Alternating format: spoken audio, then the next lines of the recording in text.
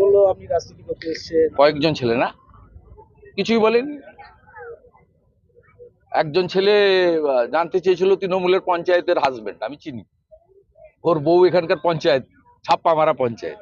আমি বলে দিয়েছি ভালো করে যে গ্রামে আগে নলকূপ বসান, জল নেই।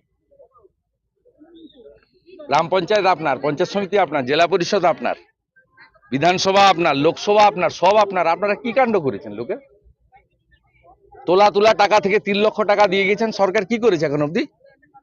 50 লক্ষ টাকা চেক দেওয়া উচিত বাড়ি প্রতি, তো সরকারের টাকা। প্রথম দিন থেকে ভারতীয় জনতা পার্টির এখানকার কর্মীরা সঙ্গে থেকেছে, দাহ করিয়েছে, পরিবারের পাশে থেকেছে। এবং আমি রাজ্যের বিরোধী দল নেতা, রাজনীতি করি না কোথাও।